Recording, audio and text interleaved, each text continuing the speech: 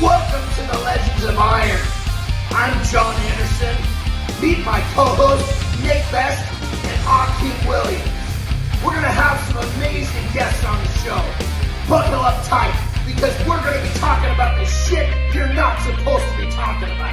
We're going to be discussing anything and everything it takes to become a Legend of Iron. Legends of Iron is brought to you by MuscleMeds. MuscleMeds is the creator of Carnivore Pure Beef Protein Isolates. Beef builds muscle, and Carnivore is the world's #1 selling beef protein. Welcome to another edition of Legends of Iron. I'm Jon Anderson. As always with me, my partners in crime, Nick Best and Akeem Williams. We have got a killer show for you. We have got a show that is amazing because we have got a guest that he literally embodies success. You go to the nearest dictionary and you look up the word success, you're going to find his picture every goddamn time. We're talking business. We're talking, he's a pro bodybuilder. He's set world records in powerlifting. And if I was swinging from the other side of the plate, he would be my guy. Stan Efferding, welcome to the show. Hey, thanks, brother. What an introduction. I really don't know where to go with that from there. well, I'll tell you, what I'm dying to know, and I'm sure what everybody else is dying to know, is you clearly have forgive the term secret, but you've got some methodologies to your madness and how you're so successful in everything you do. I'd love for you to talk about that a little bit. Yeah, to be honest with you, a lot of us have that type A personality, in order to be in sports. I find that amongst a lot of athletes that I work with now. Plus, I had a bit of ADHD. I just thrived in environments where I could repeat certain behaviors every day. And bodybuilding, powerlifting really, lent itself well to that kind of personality. All of the daily routines, the checklists, the repeat this, repeat that, day in, day out, hours of sleep, number of meals, workouts, the progressions, planning, recording, tracking, that just lent itself well to me. And so it's been a long journey. I've tried to find out from everybody I could over the years and everything I could read, if there were any tips or tricks or secrets, and I would love to share those with folks. But to be honest, this is a matter of just busting your ass, rewind, repeat. And I found the same thing to be true in business. And I've said that in a rant of mine. I said, anybody who's successful, highly successful athlete, the same amount of discipline, time management, consistency that you pour into becoming a great athlete in any sport, if you were to put that same amount of energy into any income producing venture, you'd be a millionaire within 5 years. Just wake up every morning and grind and keep repeating the same behaviors that have shown you success. Absolutely. I don't think business is any different than sport in that regard. Yeah, I would say, clearly I've heard you say that in the past, that, if you're successful in a sport, you take that effort, you take the commitment and you apply it to business, that you're going to be very successful very quickly. So your kind of commitment sounds like it's kind of one of the underlying factors in this whole thing. Yeah. Yeah. And, to be honest, the training was always the fun part. That's the easy part. We love that. It's just, once you get hooked on that's you want to go to the gym all the time. It's outside the gym, having the discipline and consistency to do the things that allow you to recover from and prepare for the next bout of training. That was the piece that I was really doggedly consistent with, and mainly as a matter of necessity, because I was undersized. I was 140 pounds as a 18-year-old freshman in college, and all the guys I were training with were much bigger, and I had dreams and goals and aspirations of being a bodybuilder, a pro bodybuilder. And when you're, back in 1985, if you wanted to be a pro bodybuilder at 6 feet tall, all there was a heavyweight class, and you needed to be 250 pounds of shredded muscle in order to get that one pro card they offered every year to the overall winner of the USA, or the 3 they offered every year at the nationals to the 3 classes that were there. They offered 4 pro cards a year. And so the top amateurs were deep, and any amateur that won a pro show back in the late 80s and early 90s, like the Flex Wheelers and the rest of that group, they would immediately that same year place in the top 10 in the Olympia. They were that good because there were so many guys vying for so few pro cards. I benefited, of course, from the Masters division. I turned pro at 40.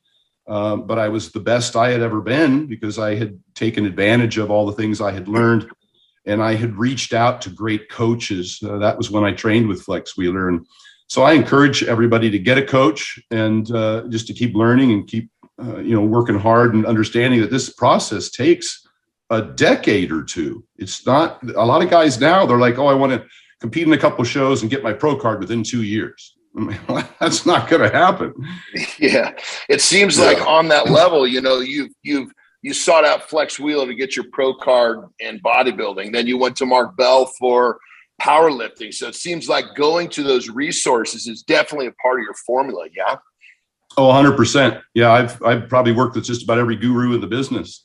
Trained with Charles Glass and trained with Eddie Cohn in powerlifting. I worked with some really great bodybuilders over the years and powerlifters, and it's just a who's who. Every opportunity you get to glean information from these folks or to train with them to take you to another level, is really the return on that investment is fantastic. I think everybody should. Nowadays with social media, you could train out of your garage and there is a lot more information, of course, available on the internet than there used to be. We didn't have the internet back when I was starting out. It was the guy behind the counter at Gold's Gym who was eating tuna fish from a can, and rice cakes was about all of the nutrition information you had. So it was a long, slow, self-taught road of mistake after mistake after mistake. But geez, nowadays you jump on the internet, and if you find the right people, it's just great that you got a podcast here talking to the people who have done it and at a very high level. Then it's much easier, I think, now to succeed much sooner, but it still takes a hell of a long time to build the size and strength necessary to compete at a top level. Yeah, knowledge-wise, I think you're going to save people about 15 years. I mean, how long did we go after it in that era we had to learn it for ourselves and then get mentoring from other people. I mean, Bull Stewart and Eddie Cohen are 2 of mine that I learned from. And I learned a lot from both of those men, a lot. Yeah, Bull Stewart, there's a name. I went up to his gym, it's been 10 plus years ago up in Seattle. Mm-hmm. Those are some great experiences. Every opportunity that we had, we'd try and go work out with someone who was in the know, who had kind of lived it, because there was no other resource. Yeah. It was really neat because at Nationals, and I think 94, I brought my workout journal with me. And Bull asked to look at it, and he started lining through things, telling me, this is too much. This is where you need to do this. He goes, all you need to do is put 100 pounds on your total every single year, and eventually you're going to end up beating everybody. And 96 and 97 is when I won Nationals and Worlds. So, yeah, he was right. It was kind of neat. It's funny because when you start out, like I went and got Arnold Schwarzenegger's Encyclopedia of Bodybuilding, like most of us did. You end up working out for 3 hours a day, doing 30 sets, 7 days a week, and trying to eat a pre-contest diet, like I mentioned, tuna and rice cakes. And then as you get older, you're like, damn, I didn't need to do all that. I just needed to be a little smarter about my training and more consistent outside the gym about my recovery. Right. Yeah. Right. But those times when we were we were working way too hard, and we were, it was almost like, for me, I'd throw that was like when I developed my discipline, because you're tired. You're overtrained. You don't know it, but you force yourself to keep going, and you have to have that ability to force yourself to keep going when you don't want to. That's part of the formula for sure. So, yeah, although it was a terrible mistake, there was a lot that was gained from the period of doing far too much. Oh, agreed. You know, I get a lot of guys that come to me now that are up in years, that have been training for 20, 30 years, and they're not competing anymore. And they still try and do the stuff that they always did. And it's really hard to recover from. So I redesign a lot of training programs like Bull did for, for Nick, as just mentioned, to lessen fatigue. One of the things that we're learning recently with the research is that you don't have to take yourself to failure, at all or nearly as much. And in powerlifting, and I think that, this kind of worked its way out through the information we got from Westside and Louis Simmons, is you don't need to max out as often, and you don't need to repeat the same kind of movement pattern, say a heavy hinged squat and a heavy hinged deadlift, which is what a deadlift is anyhow, a hinge. If you're a low bar squatter and you're deadlifting in the same week, that's the same exercise, and you're doing 85 plus, probably 90% of your 1 rep max every single week. I was fortunate to have kind of recognized that when I was training with Mark Bell. And my program at the time, I squatted once 1 week and deadlifted once the next week, heavy. So I was squatting twice a month, to be honest, heavy, and deadlifting twice a month, heavy. And understanding, of course, I had already reached an elite level. And so I was, the loads were significant. This isn't a starting massive program. Yeah. Yeah. I probably wouldn't have been able to recover from anything more than that if I had tried to squat and deadlift in the same week. And so I redesign programs. And when I work with athletes now whose focus is not powerlifting or bodybuilding, Lane Johnson from the Philadelphia Eagles, or working with Jon Jones now. I got a bunch of questions about that. They've got a different sport to play. Lifting isn't their sport, and if it can't make them better, you certainly don't want to. They have limited physical. Yeah. They have limited physical capital, and you can't load them with fatigue in the gym that takes away from their ability to do their sport-specific work. And so, much like the dad bods or the retired, I'll say, guys who are up in age that aren't competing anymore, I design programs to have less fatigue. You can still get the hypertrophy benefit. You can maintain a significant amount of strength with much less volume, just by changing the loading parameters, not, doing more concentric work, repetitions under heavy hinged loads, axial loading, squats, and deadlifts. You can get an incredible benefit out of some leg presses and hack squats, and a lot of upper back movements and chest stuff doesn't give you a ton of fatigue, and just try and give people a break from themselves, because I tried that for many years after I stopped competing. I tried to go to the gym and keep crushing myself just as a matter of habit, and it didn't bode well for me. I have that problem all the time, brother. That's a hard habit to break, man. Yeah. Who's broken the habit? My question. I haven't broke that habit yet. Yeah. And that's why I specifically mentioned people who are retired from competing, because I know that Nick's still out there crushing it. He's a unique individual that way. And, but the thing is what you're talking about the once every other week, I only pull from the floor heavy once every 3 weeks. Right. And then the next week I'll pull reps, and then the next week I'll do like block pulls, something that's high. I only squat heavy once every 3 weeks. Right. And then the next week I'll squat light and do some reps. And the next week I'll do like a Hatfield squat or something else to work my full range of motion. So what you're talking about is stuff that I've been doing for years, and is what's kept me in one piece till I can still do this. Keeping in the game, baby. That's right. Yeah. Our audience only sees, our social media audience only sees the top sets. And so they don't understand the infrequency or again, all of the volume work that we do behind the scenes that allows us to recover, which is critical. I think that when I was coming up in the 90s, I used to have this philosophy: don't run if you can walk, don't stand if you can sit, and don't stay awake if you can sleep. And I found that the only reason I was able to really do that back then is because I was bodybuilding for 4 or 5 months to get ready for a show, and then I would transition into powerlifting, and there was a carryover effect from all the bodybuilding volume that I did. In the absence of that, if you're just a strongman or a powerlifter and you're lifting heavy all the time and not doing a lot of recuperatory and preparatory volume behind the scenes, which you should, I think that it starts to wear on you at a much greater rate than it would on somebody who does all of that movement. So we do a lot of moving, and that's kind of the foundation again of Louis Simmons' program. I wasn't aware of that because I never trained with Louis until I met Mark Bell in 2009.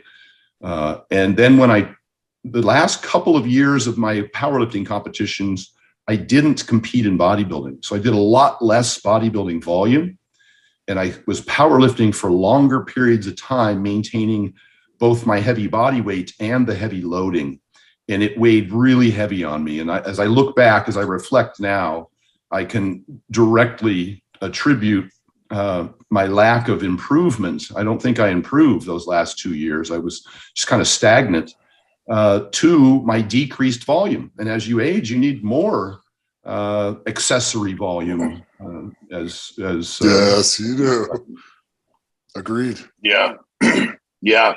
Well, hey, Stan, turn the corner a little bit. Talk to us about, I know Nick already mentioned, you've been doing some really interesting stuff with Jon Jones. He's transitioning to heavyweight. So obviously your goal is to get him big and strong, but yet, like you mentioned before, only take up a certain amount of his, I think you mentioned physical capital. I love how you described that, but ultimately you've got to have his weight training fit into his repertoire where it's helping his overall performance move forward. So please talk to us about that.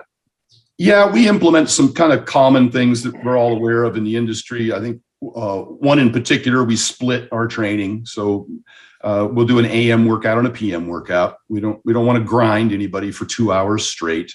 You just dig too deep a hole, too hard to recover from. So we'll do 2 workouts a day. It's the same way I trained with Flex when I was getting ready for pro bodybuilding competitions. We do an AM PM workout. It lent itself better. You can train long or you can train hard, but you can't do both. And so we would get the necessary volume, but we would split it up. So we had, 2 meals and a nap in between training sessions. These are things I used to see even back in the early 90s when I would drive from Oregon down to LA to Venice just to watch guys train and just try and pick minds and ask questions. They all trained twice a day. They all ate 6+ times a day, mainly because they had a high caloric demand and they needed that many meals just to be able to consume that many calories. Not that 6 is better than 4, but just because they were eating a lot of food. They all napped every afternoon. They all slept 8+ hours a night. That was the thing that I found to be very consistent about all of them. And most of their volume was in that 8 to 15 rep range. Not that you can't get just an equivalent hypertrophy benefit from a heavy 5 rep set or even a lighter 20 rep set, but you get less fatigue in that mid range. And since they wanted to increase their frequency and volume, that seemed to be what people were able to do more consistently if the bulk of their volume was in that mid range. So our first goal with Jon was to put muscle on him because he had a considerable amount of time before he intended to fight, and he wanted to add lean muscle to his physique to go from 205 to the 265 class. And so it was mostly bodybuilding training, but in a concurrent training model, you don't want to get detrained in any of your other sport specific demands, such as speed and power. So we were moving weights fast, but we were still getting an adequate amount of, minimum effective volume, and certainly within a rep or two of failure. And a lot of those reps were in, again, that 8 to 15 range, and trained everything twice a week, just a standard bodybuilding style program just to add muscle. But we we kept touching on an occasional, we'd get him up to a top single, say on a, on a box squat, something that wasn't quite as fatiguing as burying a full range squat, or a bench press with chains or something like that. So, and we were also including some speed work. And so we wouldn't compromise his speed. We brought in a trainer, a friend of mine out of Cincinnati, who was a strength and conditioning coach for Pittsburgh and then for Detroit up there. And he brought in an overspeed treadmill. And some of you might have seen videos of Jon running on an overspeed treadmill. And yes, it's fantastic for increasing speed while minimizing fatigue. Because if you run on a track, once you reach full speed, everything else is a decelerating force. It's an eccentric load catching your body with your quad. And we really use the sprinting for ankle stiffness, which is important for explosive power. We used it for posterior chain, which is what sprinters have a lot of, glutes and hamstrings. A lot of people tend to work the brakes a lot and not the gas pedal, and the hamstrings and glutes are really the gas pedal for exploding, for double leg takedown. People think it's quads, but it's not. It's hip extension. It's how quickly you can accelerate and get underneath somebody. So we kept a lot of that in, so it's a pretty diverse program. And we have to manage fatigue. So another component of that is stacking fatigue. On heavy MMA days, meaning a live wrestling day is going to be a high fatigue day. We'll also do a high fatigue weight training workout in the morning. So we stack his fatigue on the same day. Powerlifters might do the same by squatting in the morning and deadlifting at night, and the next day just be doing, some upper back lat pull downs, et cetera, that aren't quite as fatiguing, so that systemically they can recover from the high fatigue day. So we coordinated with his MMA coaches to make sure that we weren't beating him up every single day. He has a hard day and what we might call a light day, which is more bodybuilding, upper body work, and more skill work like jujitsu or some pads, hitting mitts rather than going live. So I think that's, other than that, just trying to keep him fed, appropriately, so he gains mostly muscle and less fat. So, my philosophy behind that is to obviously get a gram of protein per pound of body weight, and then keep the fats kind of lower, around 0.3 or 0.4 grams per pound of body weight, so I can drive the carbs higher to fuel the work and utilize that to kind of better for recovery, better for anaerobic performance. And so that's kind of our macro breakdown, and what he eats, for those foods should be micronutrient dense. So it's a broad range of, protein sources. I love red meat for the iron, B12 and zinc, and I love whole eggs, and I love yogurt as great protein sources. They give a ton of benefits. And then, then I'm chasing potassium, fruit, potatoes twice as much potassium as banana. And we obviously have to give him a reasonable amount of salt for all the sweating that he does. So I think that's the nuts and bolts of what we're trying to do down there. Question. Did you notice a significant change in terms of his performance as soon as he started adding more muscle, or was it like just same thing, like he was still performing at a high capacity while he was adding the muscle? Oh, great question. We take metrics of his performance, things like a broad jump and a high jump. We want to keep speed and power when we increase strength. Nobody wants to get an athlete stronger and get them slower at the same time. And that was the neat thing about the overspeed treadmill, is it allowed us to get metrics to measure how fast he is. And we used the broad jump as another measurement of how explosive he was. And we just told Jon, we don't know how heavy you can get. You've never tried this before. He's always been a wrestler cutting weight. But we know his older brother is a 300-pound defensive lineman who was a Super Bowl champion. And we know his younger brother is a 270-pound NFL football champion that just set the all-time sack record for Arizona. So it's not like we were concerned that he didn't have the genetic potential. Yeah. We just, like you asked, we just wanted to make sure that he didn't decrease in performance that was necessary in sport specific. So we had a few measurements, and every now and then we'll sprint him on the treadmill, make him do a broad jump. And that kind of tells us, is he getting, slower, or can we keep going? Can we keep adding more and more muscle? And as of now, he's actually excelled in performance. One of the main reasons is because, notice Jon's always been really strong on things like deadlifts. He's obviously built for it. But his posterior chain wasn't trained quite as hard. You see that a lot with wrestlers, a lot of athletes, as a matter of fact. Their hamstrings and glutes don't get trained as much with resistance training. And so we focused on that right out of the gate. And that was one of the big reasons why he started seeing, when he went live with other athletes, that he was getting in under double leg takedowns so much deeper than previously against the same athletes. They had no opportunity to sprawl. And he's really... That was something I was going to ask you, is what does his training partners feel as he's rolling with them and he's sparring with them, as far as how much deeper he can get into that? I've watched other MMA fighters train a lot and get a lot stronger, and then all of a sudden they go to roll and their rolling is just like that much better. Agreed. And, historically, when he was really going hard with his training partners, he was also dieting to get down to 205.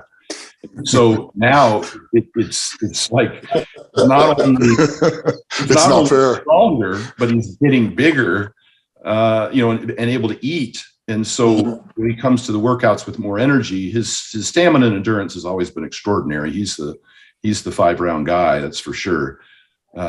He can go at the same pace for 5 straight rounds. Everybody that's ever fought him kind of starts dropping off in the 4th or 5th, and he just doesn't slow down. It's incredible. And we wanted to maintain that endurance. Obviously, the more muscle you add, the more oxygen demand and the more potential for your endurance to suffer. So, but we do that with tempo runs on this overspeed treadmill. Again, it decreases fatigue, but it allows you to test, how many sets and reps can you do at what rest period over what course of time. And if we can maintain or improve that, then we know his cardiovascular fitness is also getting better. I mean, you're touching on a very important point in terms of the muscle and the amount of oxygen you need, because one of the things that Wilder lost that fight to Tyson Fury was because, he added a lot of weight and he didn't work on his endurance to say that he couldn't last the rounds. And you saw it in the fight, after a few good rounds, he was dead.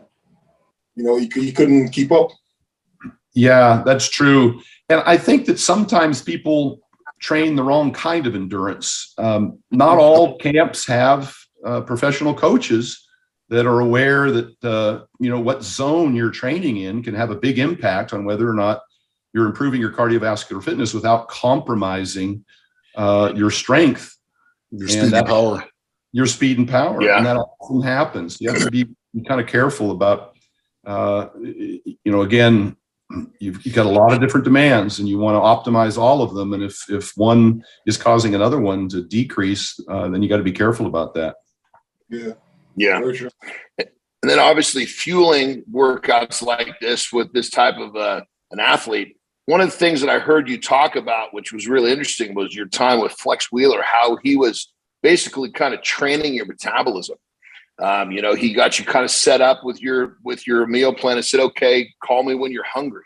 And he was basically kind of ramping up, talk to us about that. That's a really interesting, a lot of people just don't understand how the digestive tract will adapt if you narrow down those foods and let it become very efficient at digesting a few things. So I'd love to hear you speak on that. Yeah, it's not a scientific term per se. It was just a video that I did, and we call it metabolic adaptation in the science, in the study of nutrition, the study of metabolism. When you eat fewer calories, particularly when you lose weight, your metabolic rate will slow down. You'll burn fewer calories. When you eat more calories, your metabolic rate will speed up. You might burn a few more calories. And that's not an endless scenario. And some people's metabolic rate will slow more than others, and some people's will speed up more than others on either end of that spectrum, whether you're dieting or trying to gain weight. And over time, and if you try and eat too much, if you wake up one morning and decide you're going to eat Ronnie Coleman's diet, you're in big trouble. If you're eating, that is not going to work. No, 2,500, maybe 3,000 calories a day, and you find out Ronnie ate 6, and so the next day you wake up and you start trying to eat 6, or you watch a Hafthor Bjornsson or a Brian. Oh, There's no way. It's like if you bench 300 pounds, you can't go in the gym tomorrow and put 400 on the bar and ask for a lift off. The body has to. It's just not going to last very long. It's just not going to go your way. Get it off. And again, it goes back to people get to be impatient. They think they're going to put on this massive amount of muscle in a short period of time just because they've put so many calories in their body and they're lifting weights. Adding muscle takes a long time. It's a slow process. I don't care, how much you throw at it. It takes an extraordinary amount of time, months and years to start to slowly build muscle tissue, and you have to be really consistent with that calorie surplus. And so what you find is that it's probably better off just to eat a 500 calorie surplus. Initially, you'll be full, which was the case with me, and within 10 days or 2 weeks, it'll become a little easier, and then you can add a couple hundred more calories. Flex would just add 1 ounce of meat, add another half a cup of rice, add one more meal. This was a progression over the course of many weeks. And this was before I actually went down and started training with him pre-contest for the show, the 3 months out. This was 6 or 7 months out. He goes, I need you to get up to 5,000 calories before you come see me, because if we aren't there and then we start to diet you, there's where else do we go? Now you're depleting yourself. I can't fuel the workouts with 2,700 calories a day. It's not going to happen. And I need you to train 2 times a day to be able to utilize, that much food and digest it. And it takes a little adaptation time. It's a long process. So he kind of set me up for that ahead of time. And the digestion, that seems to be such a big part of it, because obviously if you're not digesting the food you're eating, you're never going to be able to ramp this up in the way that you did. I think one of the big things that people miss is they're just looking at the numbers of what they're eating. They're not looking at how their body processes it. Talk to us a little bit about that. Well, this is something that I learned a long time ago, because I had a lot of digestive problems, and certain foods that I would eat would give me a lot of gas and bloating, and I just wouldn't be able to eat enough food to maintain my weight. I was a hard gainer. And then, of course, as I started working with strong men and large professional athletes, I would use some of the same tips and tricks that I was able to allowed me to eat more calories for them. And really the bottom line of that is that you need to eat, because we have to eat so many calories, we have to be cautious about the foods that we eat taking longer or harder to digest, or causing significant amount of gas and bloating, or just giving us a satiety signal for too long, so we can't eat the next meal soon enough. Because in order to consume 10,000 calories, you got to break that. You can't just eat 3,000 in one meal. You could, but you're going to have a lot of problems digesting. I don't know.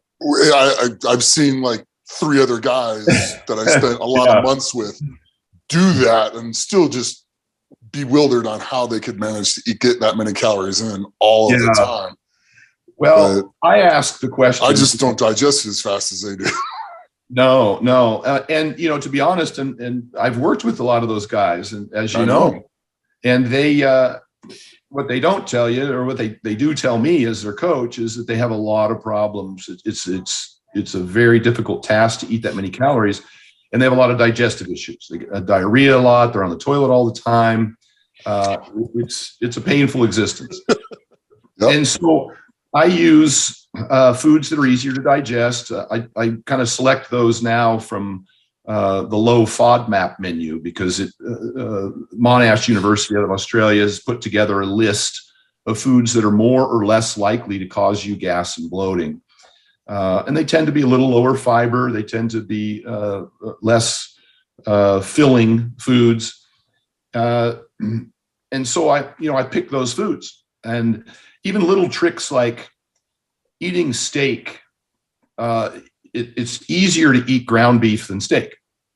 And that's why I would have athletes grind their steak into ground beef. It has more surface area. It's easier to eat. It's just mechanically speaking, you can consume more of it faster and it digests a little quicker. So you'd be hungry again sooner. Same thing about, I blended up that monster mash where I mixed the ground beef with a couple of scrambled eggs, with some white rice, with some bone broth. And it was really just to facilitate make it easier for the athlete to eat more calories in one sitting, for it to digest faster and to be hungry again sooner. Because if you eat all of those things separately and they're a little drier, it might just as a matter of, just the mouth being able to chew and not having enough saliva or to swallow. Yeah, it can be hard. It's one step away from drinking some of your meals, and we know some great athletes who have done that. Derek Poundstone, the chicken shake, the chicken shake, baby. Yeah. Just not going to that one. I like whole foods. I prefer obviously the foods that are really micronutrient dense, beef and eggs and yogurt in particular. And then I do try and get a potassium foundation. I'll use orange juice instead of oranges because oranges have a high satiety, whereas orange juice don't. I'll sprinkle a little dextrose on the rice because it stimulates amylase and in both the mouth and in the pancreas, so you can more of that starch can be digested. It's just easier to consume. Everybody knows sushi rice. It's sugar rice. You can eat a ton of it and you're hungry an hour later. Yeah. So you use some of those same tricks. And that was kind of the big thing that Hofthor Shaw, initially when they were working with me said is, they were hungry and they hadn't been hungry in years. They were able to eat more food more often and have less gas and bloating and have a better quality stool. Because in order to eat massive amounts of calories for a lot of these guys, they had to consume more fats. And fats can be really hard to break down. The gallbladder, after a while, just isn't able to, pump out enough to break down the fats, enough bile. And then you end up with a lot of those fats getting into the large intestine, and it's just, you kind of start leaking, if there's no better word. On that level, brother, I'll tell you, when I have when I cycle my fats up a little higher, obviously, and especially if I'm not digesting well, if I cycle up a little too quickly, put some strain, I can tell very, very quickly, because when I'm done with the bathroom, the toilet needs a scrub brush. There's a big difference. There's a big difference between digesting well and, even if I'm digesting well and I make too big of a change in my fat cycle protocol, next thing you know, it's a couple of minutes with a scrub brush. The cleaning lady, chews at, gets all pissed off at me. Yeah, I did a video talking about that with sugar alcohols and sharding your pants was my video. I talked about it's the kind of passage that needs a shower afterwards. There's no way you're going to handle that with toilet paper. But Mark Bell has always said, "May your shits always be tapered," and that's a measure for me. Of course, if you make any extreme adjustments in, say, your macro percentages of fats in particular, or even fiber in one direction or the other, initially you're going to have a phase where you're going to have some adjustment because of the water balance and the bulk balance in the large intestine. The thing I like about a lot of these animal foods we call low residue foods that are on the FODMAP menu is they're almost entirely digested and absorbed in the small intestine. A lot of the foods that get to the large intestine, which you do need some for your microbiota that need prebiotics, et cetera, to keep a healthy colon. But a lot of those are indigestible and they get broken down, by bacteria and create a lot of methane. And then you're just walking around gas all the time, and you might have a poor stool quality, and it's just uncomfortable. It's nobody wants to get under a big squat and get to the bottom of the squat, and and leak. Well, on that level, all of us have been squatting and deadlifting, and we got some rather deep cheeks, as I call it. So when you do have a little leakage or a shart, you save your underwear, which is always very important, because there's nothing worse than after a workout, changing your clothes and have your wife look at your underpants and go, "What the fuck have you been doing? Jesus Christ." If our wives got together, that would be the first story they would tell. I can remember mine with a broom handle, and way out on the end of the broom handle was the underwear I had just squatted in, and she's carrying it to the laundry room and won't get within a broom handle's distance of it. That's like my wife makes me carry my own. They took they took the baby's diaper and dipped it in and out of a toilet being flushed to get all the chunks out before they washed it, Yeah. So all these experiences over the years that we've had, both, from our education and our competing and our coaching and our collaborations with other great coaches and athletes, kind of led me to start just writing all this stuff down, all the lessons that we learned and the things that we're discussing. And so I started creating this document that I made, which everybody's familiar with now, the Vertical Diet, the ebook and really what it allowed me to do is just put it all together. And then when an athlete comes to me, I just send them this document, which I made into an ebook now that I've been promoting for years. Which you sent to me. Thank you. Yeah. And it made a big difference in my life.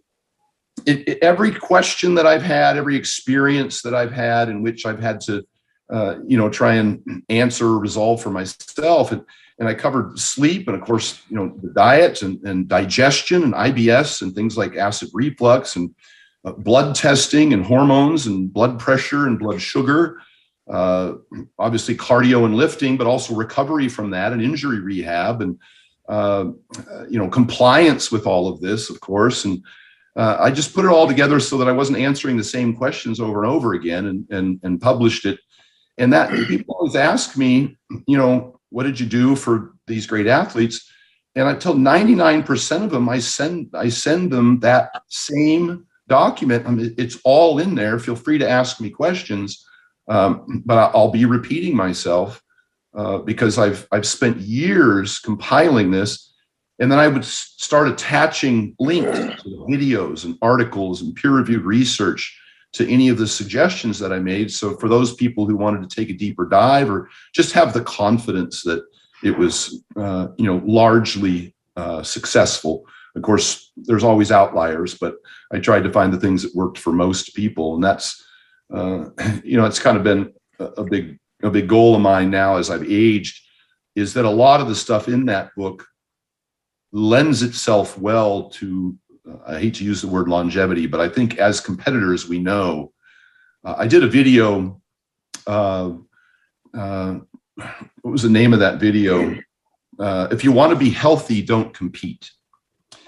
And it wasn't just about powerlifters and bodybuilders. It relates to, I was talking about 14-year-old gymnasts in the Olympics getting surgeries for torn tendons and, rotator cuffs and Achilles tendons and stuff.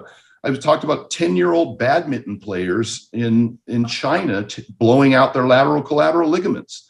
Anything you do at a competitive level that's repetitive, the fitness level required to accomplish that. I said in the video, there's a difference between health and fitness. Fitness being the ability to perform a particular duty or task. The fitness level required to compete in the world's strongest man is not healthy by no sense of the imagination, or bodybuilding or powerlifting or football or gymnastics or any other sport, especially the high impact sports. Soccer has a much higher injury rate than weightlifting, by far, by tenfold, as would football and any other impact sport. So, I will say this, with your diet and that stuff, it makes it a whole lot healthier. I'm going to tell you that right now. It was kind of I my smoke point. my blood tests. I said part of my job, or part of what I had to learn throughout my career to be able to compete into my 40s and look at Nick in his 50s now, still crushing it. I had to mitigate damage. It's not like you can avoid it, because if you don't take yourself, somewhere, near that area, that zone, I've always said that, show me someone who's never been injured, I'll show you someone who's never won anything. And that's, there's a whole lot of guys out there talking about their knee health that squat 200 pounds. It's like, but it's so true, brother. Oh my God. It's true. So I said a simple statement, but so correct. Agreed. So a lot of what I do when I get in touch with a big athlete, I think Nick and I first started talking about, this kind of thing with respect to injuries and inflammation and hips and knees and stuff some 10 plus years ago. Yep. A lot of the stuff I do is really to try and mitigate damage, to allow them to continue to compete at a high level, but pay attention to things, like joint health, like physical health, heart health. And that's why, we talk about the blood tests and the like. Yep. I hate to work our way into this, tragic recent death of Sean Roden and other great athletes, John Meadows recently, and Andy Hammond, people we all know and love and have associated with over the years. But there's a lot of people out there that aren't well known, who have suffered from, I think, kind of pushing themselves too hard and not kind of taking care of their health. And that's, I can't say, and I did a video where I talked about, get a blood test, that a lot of this is preventable. It really is. And we put ourselves in a very compromised position, and we do it intentionally so to reach, the competitive level that we want. But that doesn't mean that we can't do it and minimize and reduce our risk and mitigate some of the damage.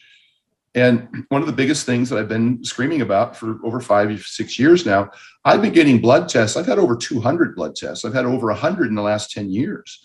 I've been getting them very regularly, almost on a monthly basis throughout my career, so I could see what was going on and make adjustments accordingly. I just recently, I don't know if you step on anybody's toes, but I just recently came across a group called MerrickHealth.com. And their blood tests, you can do them online. They're like half the price of what I've been paying. And that's a great resource, brother. That's a great resource. People need that resource. Please share that. You can go to stanefferding.com and scroll down to blood tests. And I don't make any money on this. And scroll down to blood tests, and it'll give you a link, and it'll show you the blood tests that I typically buy, but it's a really comprehensive test. But I just went on there this morning and I typed this up. It's merrickhealth.com. And if anybody wants to DM me, I will send them a copy of this. I kept it in my notepad, and I'll just copy and paste it to their DM and send it to them. But I get a blood test I've been paying way over twice this. And this is kind of the stuff I like to see of my athletes. This is what I had Hofthor do, Brian Shaw do, Larry Wheels do, Dan Green, even at the highest level, even Jon Jones did this, and Lane Johnson from the Eagles. All of my athletes send me blood tests as soon as I start working with them. And we've been able to reduce their blood pressure, reverse fatty liver, reduce their blood sugars across the board. Lane Johnson of the Eagles was weighing 312 and was having a hell of a time maintaining his weight. And he had a registered dietitian, and this is not an indictment on a registered dietitian. The co-author of my book is an RDN PhD who is head of the dietetic department at UNLV, Dr. Damon McCune. But oftentimes when, these folks, they read all this stuff in a book and they understand it very well, but in application for a 300 plus pound athlete, they've never done it. And when you prescribe somebody chicken breast and quinoa who needs to consume 6,000+ calories a day, you're not doing them any service. It's impossible. They won't be able to maintain their weight. So anyhow, we took Lane from 312 pounds to 333 pounds, and his blood pressure went from systolic in the 150s down to 123 at gaining 20 pounds.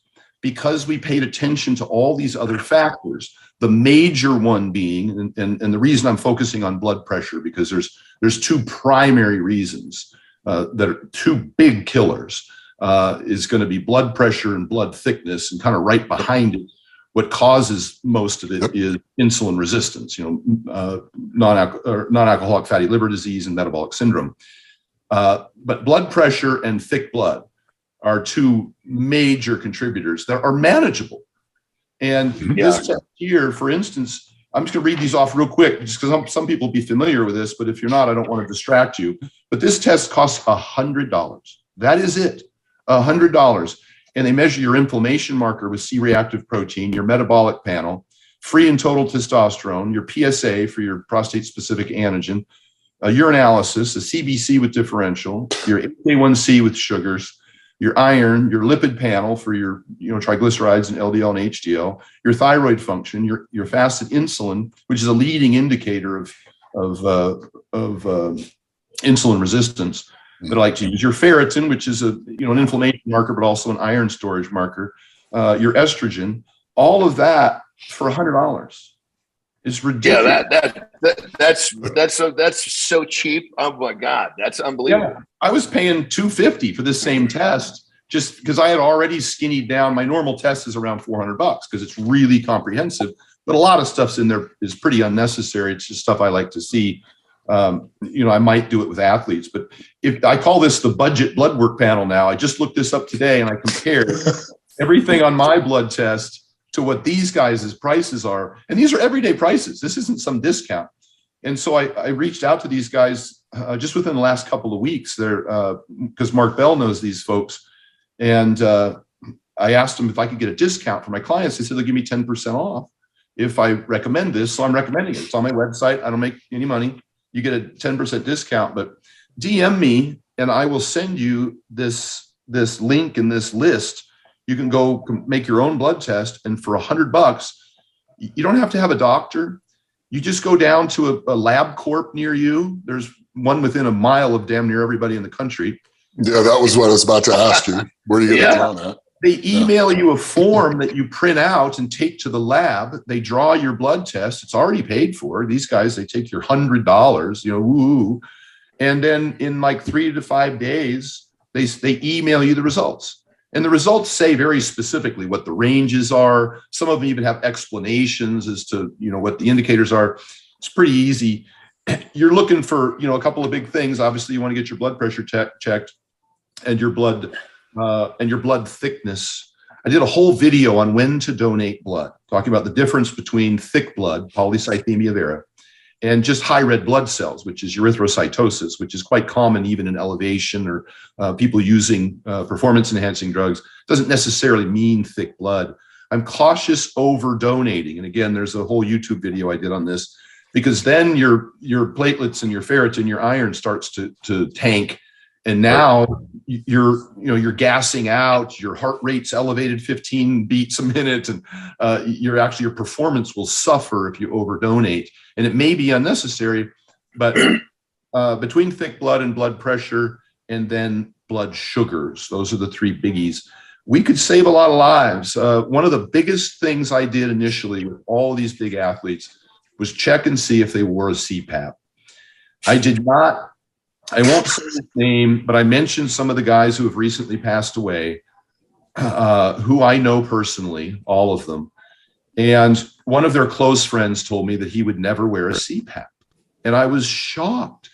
Hofthor did not wear a CPAP when I met him. I went up and stayed at his place. He snores like a freight train. I'm like, you got to get a CPAP. Brian Shaw wasn't wearing his. Dan Green wasn't wearing his. Lane Johnson wasn't wearing his. They don't like them. They don't appreciate that when you hold your breath, when you snore and wake up tired, you're holding your breath, your blood thickens, your blood pressure dramatically increases overnight, and you have a significantly higher risk of cardiovascular disease as a result. And so I know oftentimes doctors will tell you that blood pressure is what they call idiopathic, meaning there's no cause, no known cause. But that's bullshit. We know what the cause is, but it's multifactorial. It's not one thing that can be fixed with one prescription. it's multifactorial. And I have a high blood pressure quick fix kit in my ebook. I have 100% success rate, as should anyone who applies these really simple and well-known methods, reducing blood pressure with my clients, those people who work with me. I'll just give you a quick list. It's in my ebook. I even got a video, high blood pressure quick fix kit. You can go watch it for free. You can buy my book. Losing weight obviously is a huge one. Taking a 10-minute walk after meals is more effective than metformin for reversing or preventing type 2 diabetes. Metformin is the #1 prescribed drug in the world for type 2 diabetes. It's twice as effective just taking a 10-minute walk after meals because it reduces what they call postprandial glycemia, the elevation of blood sugars and the duration of elevation after eating a meal by up to 30%. That's significant. And that'll help obviously keep insulin down. And those are the drivers of most of these metabolic diseases, such as fatty liver and blood pressure, et cetera.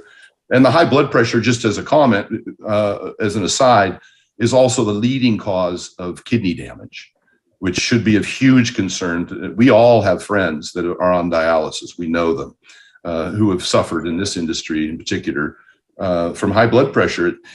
I liken it to running a pressure washer through a coffee filter. That's what you're that makes a lot of sense. That makes a lot of sense when you break it down like that.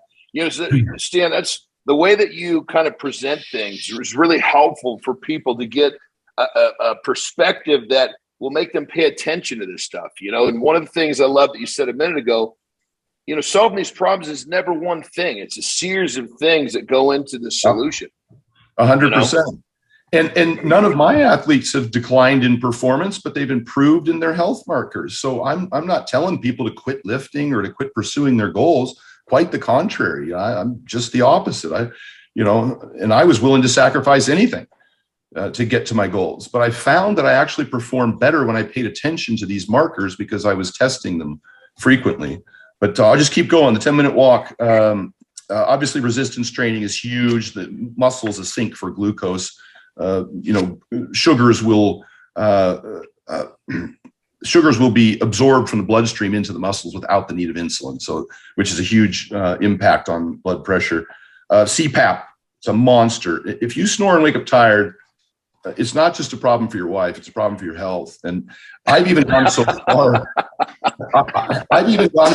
As to tell people to go on Craigslist and buy a used CPAP.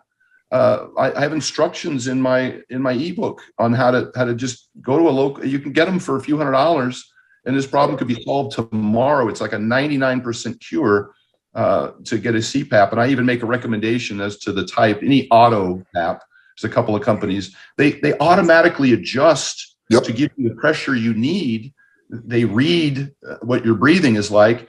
And they also, unlike the ones I wore back in the early 90s, I've been using the CPAP for 30 years. Ever since I got north of 240 pounds, it became more and more necessary to use a CPAP. Anybody with a thick neck, it's a crowded airway. It's even Jordan Fagenbaum from Barbell Medicine weighs 198 pounds. He wears a CPAP. He's got a thick neck. He's a squatter. And so it's not always about being obese or overweight. It's just any of us with the necks that we have, we're going to crowding. So get a CPAP. It's an immediate fix. 3 things that can almost change your blood pressure overnight is dramatically increasing your potassium intake from food in particular. And I have a list, even on my high blood pressure thing, I list the foods. A potato, why I always have potatoes in my diet, it's twice as much potassium as a banana. And then fruit, yogurt, and even meat has 100 milligrams of potassium for every ounce. And so you could easily get, 4,700 milligrams of potassium a day. Calcium is another one, which is why I love yogurt. It has a great effect on reducing blood pressure. And magnesium, which typically you got to supplement magnesium because it's hard to get from food. Thyroid function has a big effect on it. It can be very dramatic. And so getting adequate iodine in your diet and not overtraining and undersleeping, which is going to happen with the CPAP. Those are the big ones. So basically organic cranberry juice. Yes, that's the one I love. Those are the big ones.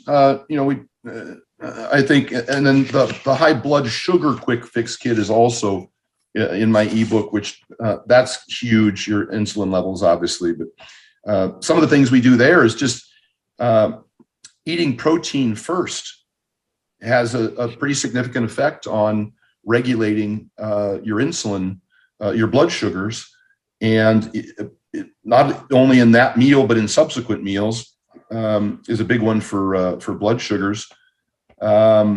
The 10-minute walks, of course, are huge. Working out's huge. Losing weight's huge. Sleeping is huge. Your blood sugars go up after even one short night of sleep. So there's a lot of fantastic information. I think that people.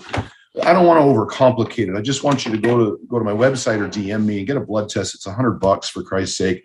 And if you see and get your blood pressure tested, you could do that at Walgreens or CVS. They've got clinics at most of those places that'll do it for I think free. And if you see those problems, man, reach out to me. I've answered over 100,000 DMs in the last 3 or 4 years. Comments, questions, and I usually copy and paste answers. But it's so important, I think, that people understand this could be a wonderful pursuit, the sports that we're competing in. And I don't think that people should be afraid to train, to add muscle, to get big, to compete, so long as they do it in a healthy manner and don't get too overweight or too high blood pressure or too thick of blood. I think that this is fixable. So sorry to blather on, but it's just so tragic and so recent that I think it needs to be said. Well, brother, to your credit, you make the stuff that seems the stuff that really is complicated. You make it pretty easy for the layman to understand, and I include myself in that. So I'm not talking smack about anybody. Sometimes hearing somebody get really in depth on talking about things like you're talking about with blood tests and things like this can be a little overwhelming. So the fact that you break it down and make it simple for people to understand is a huge, huge help for people to kind of not veer away from something. A lot of times people get a little, they'll veer away from something because it seems too complex. So I think you're doing a phenomenal job breaking it down for people to see a little more clearly. Or somebody tells them that they have to lose weight, or even that they have to stop eating meat and eggs, which is bullshit. Here's a meta-analysis. Dude, I'm telling you, meat and eggs is something I eat that shit. I've eaten that shit for 20 fucking years. Helps with performance. 100% helps with performance. We see study after study now where even when they compare equivalent amounts of protein intake and equated for calories between people who eat whole eggs and people who eat just egg whites on groups of people who train both for strength and hypertrophy, the whole egg eating group outperformed the egg white group. The diversity of those micronutrients is important. Cholesterol is actually important. And I know that people like to squawk about that, but there's brain function too. Yeah. And brain function. 100%. Yeah. The creatine and everything in the meat. But here's a recent study. This is examine.com. Anybody, all of our viewers out there should be familiar with, and if not, you should definitely go on to examine.com. They're one of the foremost researchers in the industry on supplements to begin with. And it's a group of about 30 researchers run by, I think, Kamal Patel and a bunch of PhD researchers. These guys are brilliant. They don't take any outside funding. They just did a recent meta-analysis of randomized controlled trials. This isn't epidemiology. These are randomized controlled trials of red meat consumption. And this was looking at dozens of different studies. And the conclusion of this, I'll just run right to the conclusion. Total red meat consumption does not affect changes in biomarkers of glycemic control or inflammation. And a second study, this one also a meta-analysis of randomized controlled trials.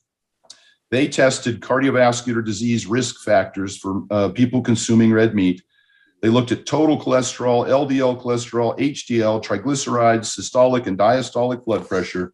And their conclusion right here, study, the results from this systematically searched meta-analysis of RCT supports the idea that consumption of red meat does not influence blood lipids and lipoproteins or blood pressure. So you always go to doctors that will tell you, you got to stop eating red meats if you've got high LDLs. you may have to reduce your saturated fat, bacon, butter, maybe whole cheese. But red meat, like a top sirloin, is about 9% saturated fat as measured by total calories, which is below the American Heart Association's recommendation for saturated fats.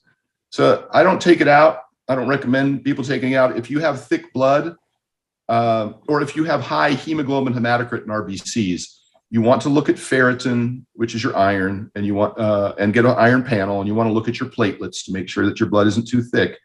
But even like Chris Masterjohn, PhD, who has a nutritionist who has hemochromatosis, which is a genetic predisposition for high iron, he still eats red meat. He just donates because he thinks that excluding red meat would exclude so many valuable micronutrients that are important for his health that it would be preferable to donate periodically when it was justifiable.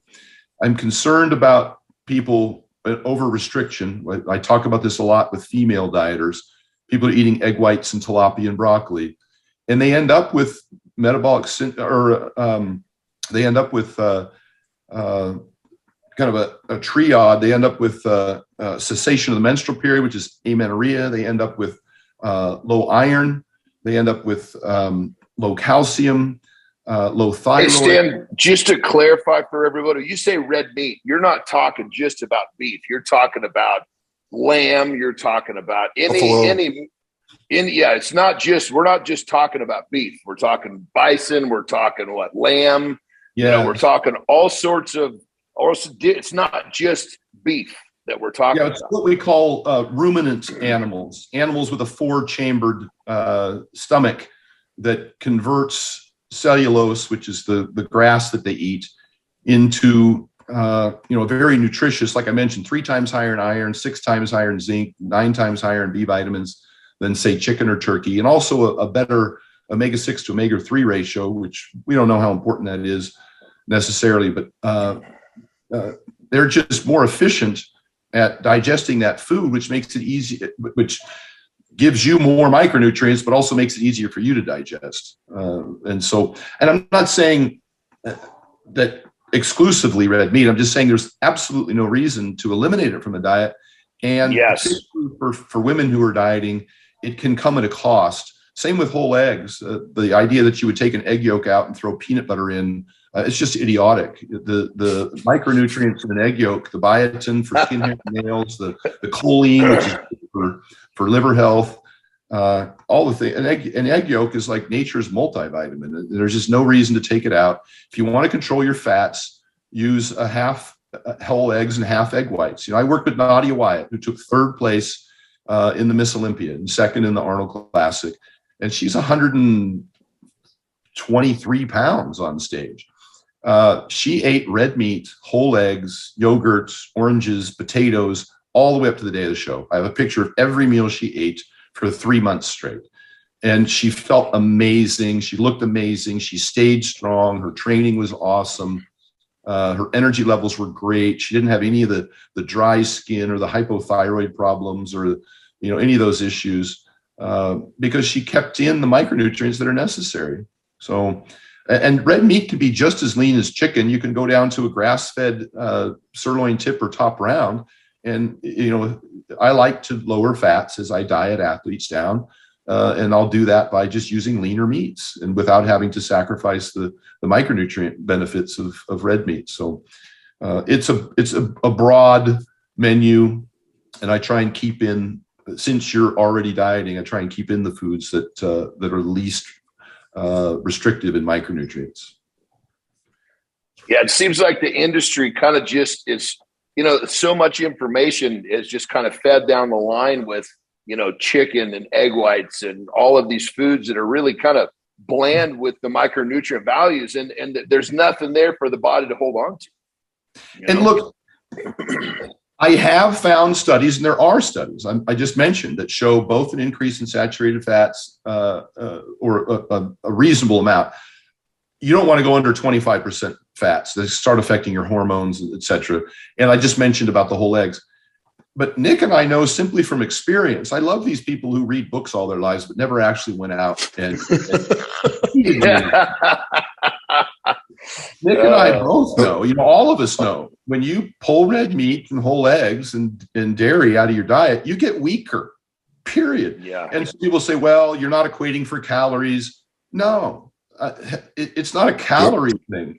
You might be able to, you might be able to have fewer losses if you're not in a deficit, sure, but it has an immediate impact on my strength. And I see it all the time when people make those changes in their diet. Absolutely, I like to try to explain to people, your protein source, okay, it's a protein, but that compared to a car, the micronutrient value is going to explain how powerful the motor of that car is. Not all proteins are created the same, I agree. And people just don't see that. They just see a gram of protein as a gram of protein. When that's like saying that's like putting a Volkswagen Bug next to a goddamn Bugatti and think, oh yeah, they're both sports cars. Yeah. And I don't want to be. And again, I've tried very hard not to bro science my way through this stage of my life where I'm trying to provide education to those people who want to reach and achieve the kinds of things that I was able to do in my life. And so I did recruit the hell. I started attending all the seminars from all of the academics in the industry. And I just got back from Miami yesterday at a seminar. I've been to the barbell medicine seminar, and I follow and I subscribe to some of the smartest people in the industry with the PhDs in nutrition. I partnered with a PhD, RDN, and we've got over 500 references to peer-reviewed published research in our book. But at the end of the day, I have to bridge the gap between, information and application, and results matter. And, I don't care, and I like to show studies, but I don't care how many studies you show me. If somebody's not performing or improving in performance, something's got to change. And I think we've got a pretty damn good recipe, and no much trial and error and education and collaboration and from coaches and other athletes. And a lot of times when the academics, and there's some good ones out there that also compete, the Greg Knuckles of the world, who was natural world record in powerlifting at one time, who's also got a master's degree, and Lane Norton, a natural world record powerlifter and bodybuilder who's got a PhD in nutrition. Even the guys from barbell medicine who are super sharp, and they're MDs, and they've also got, pretty damn impressive lifts, over 700-pound deadlifts. There's a lot of really sharp guys out there that also compete, who I'll listen to much more readily than I would somebody who hasn't, been through it like we have and learned and put the work in. I think that's something people could learn from. I think that's something people can learn from in general, is you have the people that are that smart, but may not have done the application. Like, for instance, an ER doctor as opposed to a guy in a lab. You're going to listen to the one that's been helping people and actually curing people over the one that, yeah, he's read the book, but he hasn't really dealt with the people. It's the same type of thing. Absolutely. 100%. I can't tell you how many times over the years I've had an athlete call me and like, Stan, I've gotten weaker. And I could just name off like 5 things right off the top. Are you taking an anti-estrogen? Are you on metformin? Did you cut out red meat and whole eggs? Are you taking antacids, for acid reflux? Are you taking anti-inflammatories? I almost immediately, with those 5, I probably covered 90% of the problems that have come to me, and they're like, oh yeah, I've been doing that. It's like, yeah, I was doing that too. Yeah. It's pretty easy. You see it enough times, you're like, oh, yep, this is what you got to do. Well, there's no substitute for experience, brother. And how old are you? I know you and Nick are almost the same age. How old are you now? 54, both of us now, aren't we? You got a year on me.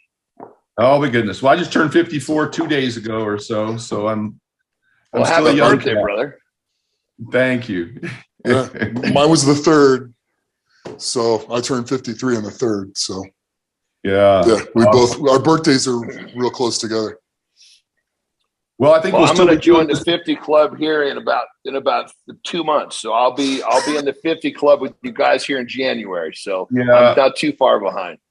I look forward to doing another episode with you guys when we're 60 and when we're 70. I'm just let's do it. Lifting weights is the fountain of youth. We know from research that sarcopenia and muscle loss and strength loss is one of the primary predictors. That and VO2 max is actually one of the primary predictors, but the VO2 max is dependent upon having adequate muscle tissue to create the demand for your lungs to provide oxygen.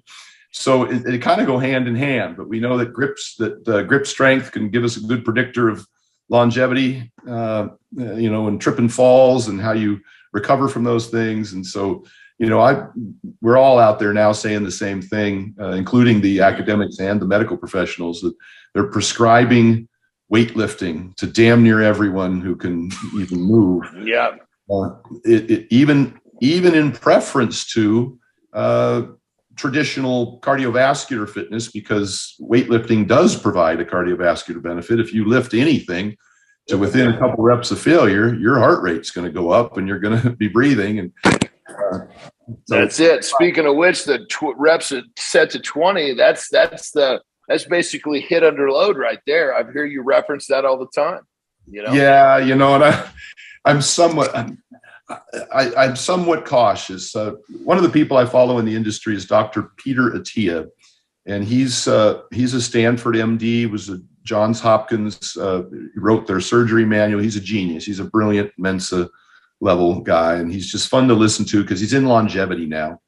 And he used to be an ultra marathoner, and he was a distance swimmer. And I think he even did some triathlons.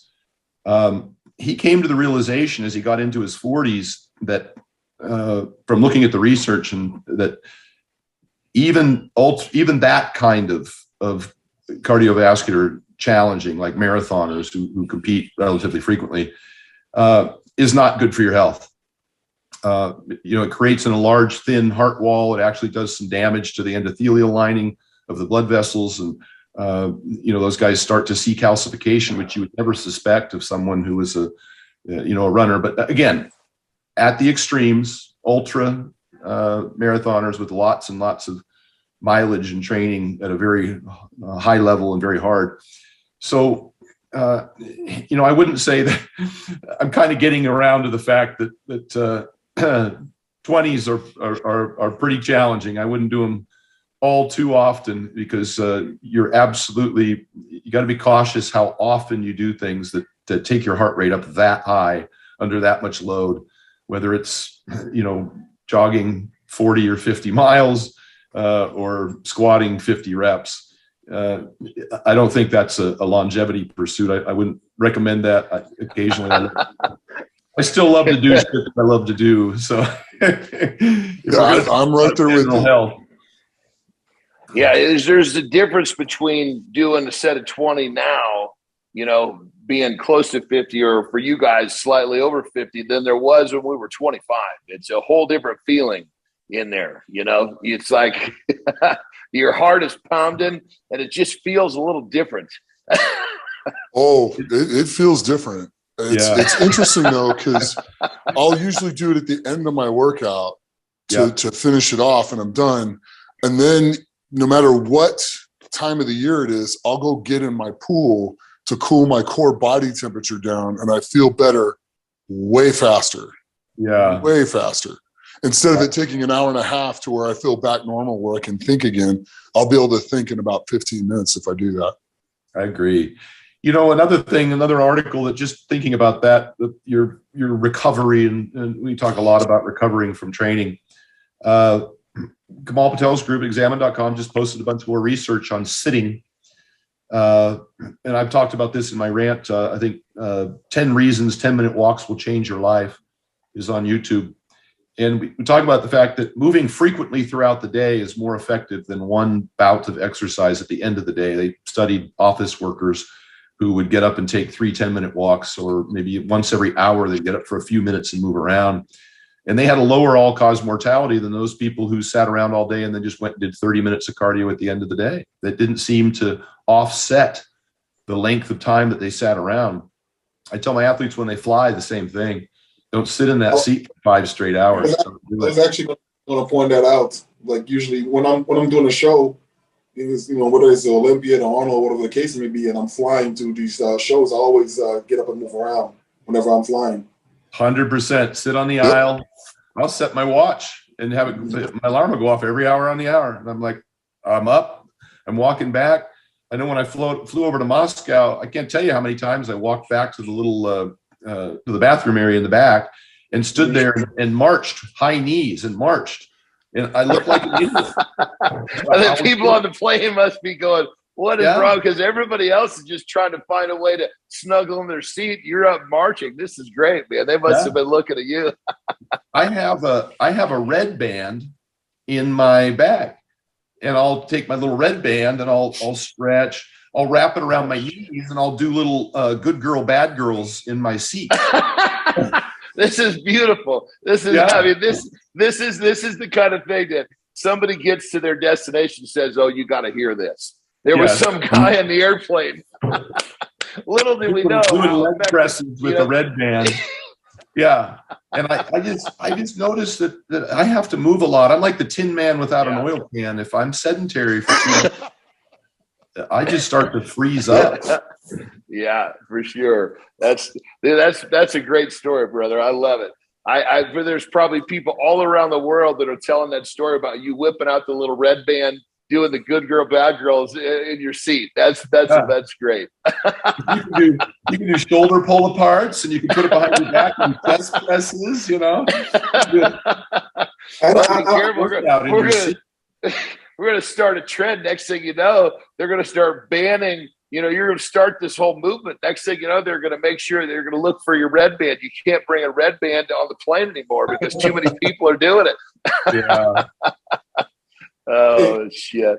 At the end of the day, you know, listen, you can't, with all these mandates that they have right now, you know, you got to wear a mask the whole time. You can only remove the mask when you're eating. So I think they would probably give him permission to use the red band because there's so much. Yeah. I'm terrible. I fly a lot. You know, obviously I'm down in Albuquerque every other week. I have a partner in this adventure that goes the alternate week. So one of us is with Jon 7 days a week. So every weekend I'm on an airplane, which was typical anyhow, because when I was doing seminars, I've done over 200 seminars in 12 countries in all 50 states. I was on a plane nearly every weekend, fly out Friday, come home Sunday, for the better part of almost 3 years before COVID hit, and then all that shut down, of course. But I'm used to flying, but I hate those masks. So I ordered one off the internet. I forget where now because I ordered like a 6-pack of them. It's like a fishnet. You can see your nose and mouth through the mask. It's like you don't even have a mask on, but it's black. And when it's right up against your face, you can't really tell, but you can see right through it if you hold it up. And I wear that on the plane because it doesn't impair my breathing. And so I'm a little more comfortable. Smart. That's very smart, brother. Very smart. On that note, I was just down in Miami at a seminar with a guy by the name of Dr. Pat Davidson, PhD in exercise phys. Extraordinary guy, just brilliant guy. And then a guy that he partnered with is Jordan, the Muscle Doc. Some of you may know him as the Muscle Doc. He's a chiropractor. These guys are fantastic, but I flew all the way down to Steffi Cohn's gym in Miami just so I could spend the weekend with them and just learning from them. It was just an educational opportunity for me. And I laugh sometimes when people complain that my ebook is $100 on my website. And I'm like, you couldn't hire a good trainer for 1 hour for $100. And I've spent tens of thousands of dollars and decades of my life putting everything I had into that fucking ebook. And some guys get fined with $100, you know. And I go to these seminars, you know, and that seminar was $1,000. It cost me $1,000. Plus I had to fly to Miami and stay in a hotel, and just so I could learn some more stuff to be able to then bring that back to my clients or my audience. And But the point of the story was this, and I mentioned this before. One of the biggest things that I try and do about my compliance, this is both for dieters and for athletes, is meal prep. And I think people know that the Vertical Diet has a meal prep company, and I've been distributing meals nationwide for a few years now, where I make low FODMAP meals with bone broth and, bison monster mash and a whole host of other menu items. And they're delicious. I don't even make my own food anymore. The meal prep company sends them, and I have to buy them too. I only get, a discount. But I took a rolling Coleman cooler. Matter of fact, it's sitting right here next to me. It's an igloo. And I'll pack, like I knew I had to fly out Friday and I wasn't home until Monday night. So that's 4 days, and I need 5 meals a day. So I had to take 20 meals with me. And fortunately, because, I order meal prep, I just pulled 20 meals out of the freezer and I popped them into this rolling igloo cooler. And I threw, my CPAP and some clothes and shoes on top of that. And I closed the cooler and put a tie down on it, a little ratchet tie down. And I checked it onto the plane. And then I always stay at an extended stay, that has a microwave and a fridge and a little mini kitchenette thing. Yep. And I had all my meals, and then I take with me these thermos. They're just, tin can thermos, and I'll heat up a meal. I always heat up, depending on how long the flight is, I'll heat up a meal or 2 or 3. I heated up 5 when I flew to Moscow because it was a 20-hour trip with layovers. That's all? And, yeah, no kidding. Brian used to travel with like 12 of those things. I know. It'd take us 20 minutes to get through security.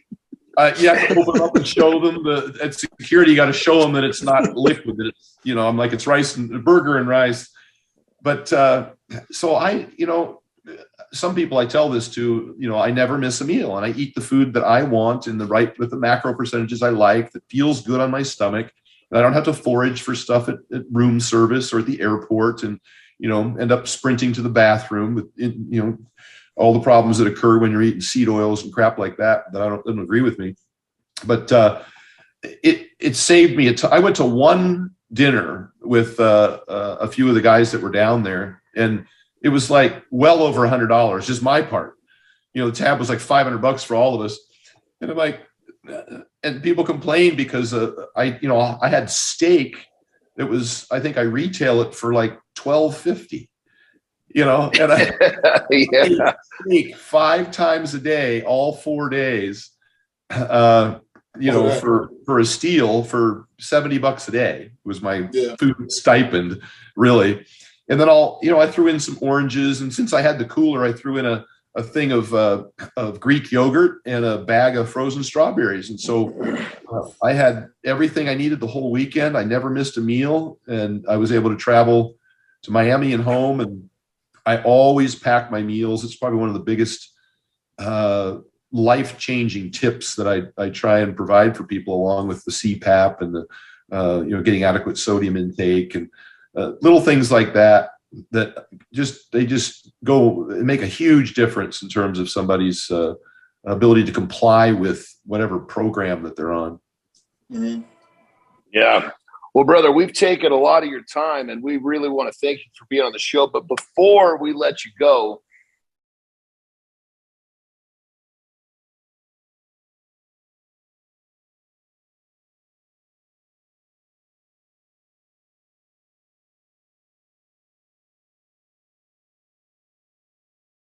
you've made such a big impact on, not only people, but the industry, everything from business to bodybuilding to powerlifting. What is it, with all that you've accomplished and all the successes you've had, what is the legacy you want to leave behind? What is Stan Efferding leaving behind? Well, with respect to the industry, I've really tried hard. I'm not the brightest guy in the industry. There's a lot of academic professionals I follow and listen to. I really wanted to help other people. I always said, if I knew then what I know now, it's like Nick said, we could have saved 15 years of hassle. I've really tried to put out a lot of information, a lot of free information. I did an entire seminar, a 2-hour seminar in Iceland with Hofthor that goes over my entire diet. It's got almost 7 million views now. And then I've got all those Rhino's rants that I was referring to today, and you could just binge watch those. I spent a lot of time writing those and researching them to make sure I was giving out, reasonable information. I'm not right about everything, but there's a lot of good, helpful information in there. And so as far as the industry goes, I enjoy it. I make a lot of posts on my Instagram of people who use the word life-changing, and it really, humbles and flatters me. And that's the most rewarding in terms of my contribution to the industry, is that I can help other people do this, with the information that I didn't have, and just make their life a little easier, and make them more successful in their pursuit. Beyond that, I think, when I had my kids, I had kids late. I've got a 7 and a 9-year-old. And, the one thing I learned as soon as they were born, because previous to that, I'd just been competing all my life, since 1986. The one thing you learn when you have kids is you're just not the most important person in the world anymore. Nope. Up until that point, I had that mindset. Yeah. It was all about my goals and my future. But I read a great book by Jordan Peterson. If you guys are familiar with the psychiatrist out of Canada, who's gotten very popular, brilliant guy. And I think one of the chapters in the book says, "Don't raise kids you hate." He says, there we go. Other people will hate them too. And so my legacy is really just now invested in trying to make sure that I raise, smart, confident, capable children. And that's my total focus now. I can't wait to get home to them. I enjoy doing what I do, but there's nothing like coming home and seeing your kids and trying to give them all the information and the opportunity and the education that maybe you felt like you maybe didn't get enough for yourself, and I was certainly afforded plenty of opportunities in my life, but I just think that we've acquired so much knowledge now. We want to pass it on and see, and watch them do even better than we did, whatever sport, or career they choose. So that's the career, or that's the industry, and kind of what I'm focused on now, just in my personal life. Yeah. Well, very cool, brother. We love having you on. Nick, Occam, you guys have anything else before we jump out of here? He's been a wealth of information. I've really enjoyed hearing him speak, and I've learned a lot, about the importance of blood work, and I'm sure all the viewers are going to take that into consideration and get blood work done more often. So thank you so much, Stan, for coming on, man. Yeah, thank you. Yeah, absolutely. Thank you. I've learned a ton from you. It's one of the reasons why I can still do what I do. And I can't explain how grateful I am to you, because I kind of ate sort of that way, but the fine tuning of it just made it the world of difference. And I really do appreciate that. And I thank you for it. That's and awesome. It's amazing you're making people healthier in this industry. And that goes miles. And you're making people healthier just in general, because if people ate more the way you did, we wouldn't have obesity problems. Yeah. And it's an easy diet to eat, and it's not difficult. It's fun to eat. I think it's fun to eat. So anyway, I just want to say thank you. Yeah, thank you guys. And I just want to remind folks, go to stanefferding.com and scroll down to blood test. I don't make anything. There's a link there where you can go to merrickhealth.com and get a blood test. The budget blood test that I just typed up today and showed you the little paper of, just DM me at Stan Efferding on my Instagram, and I'll just copy and paste this for you. And you can, it's $100, man. Go get a blood test, get your blood pressure checked.